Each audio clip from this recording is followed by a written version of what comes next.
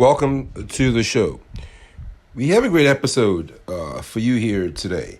But before we get started, go ahead and subscribe to the channel. Like our videos gives us an indication of what you like to hear, so we can bring you more of that. And head over to buymeacoffee.com/Samson King to make a donation to support the channel. We appreciate it. So, we always like to be very inquisitive and wonder why things are the way they are. So, history facts are very important. And it's always a good idea to have sort of a young, inquisitive mind.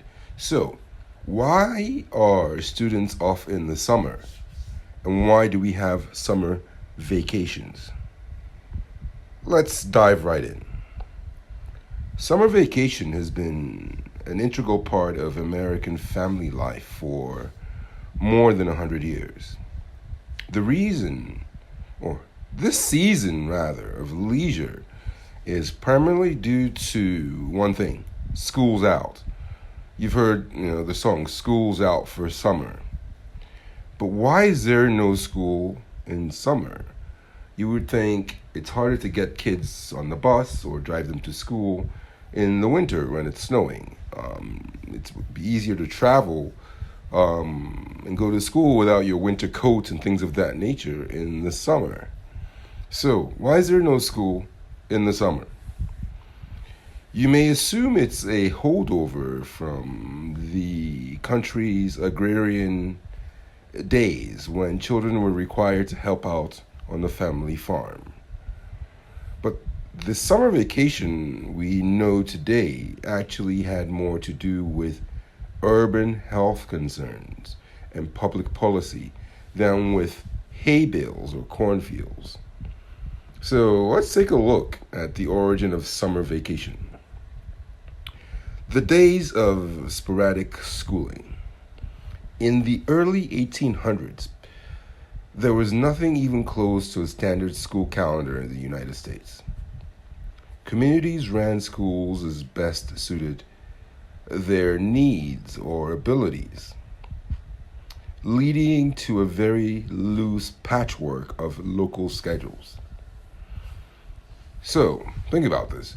Rural schools were typically opening in winter and summer in order to accommodate busy farm seasons that required planting in the spring and harvesting in the fall. With that said, even in the summertime, there was plenty of farm work to do. And school attendance was often low. So city schools work differently. Many operated almost year-round, taking only a short break each quarter. And the inconsistencies didn't end there. Even with a single county, schools were extremely localized, and their operational calendars could be starkly different. Okay, that makes sense. If you grew up in the city, you're not farming. Go to school. If you grew up in a rural area, summer's off. Help with the family farm. Let's take a look at a more coordinated school calendar as things evolved. By the 1840s, education reformers such as, let's say, Horace Mann, were pushing for change. In line with the broader common school movement, Mann thought that, free tax-supported schools should be accessible to all children, and organizing the school calendars was a big piece of the puzzle. So what happened is, reformers believed rural schools, with their agrarian schedules, were too inconsistent and the number of school days inadequate. Growing urban populations, meanwhile, gave rise to a new model of schooling that grouped students by age in separate classrooms. This age-graded approach, which Mann had admired during a visit to Prussia, required a more coordinated school calendar to work smoothly across different districts. So, why summers off made sense. In the 19th century, many city schools were in need of renovations and repairs, which were best done in the summer months. Makes sense.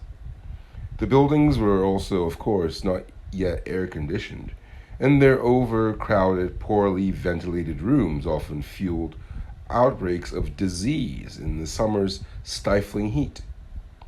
Increasingly, the school's wealthiest families took to fleeing the city's soaring summer temperatures for vacation escapes, further driving social fragmentation and inequalities within the schools. Interesting. At the same time, medical theories claim that too much mental exertion could overstimulate young minds and lead to exhaustion or worse. So, reformers saw summer as the best time to rest the mind.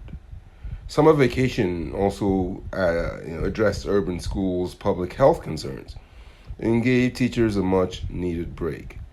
So the idea is in winter, less diseases. In summer, more diseases. Let's keep kids away from school in that higher disease period. I would just think it was because of the weather. They wanted to go to the beach or something.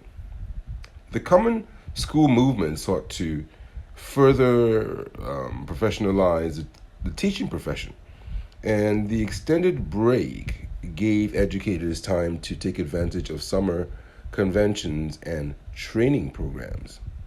So from there, summer vacation is born. By the end of the 19th century, states had begun implementing school funding eligibility rules, including a minimum number of instructional delays.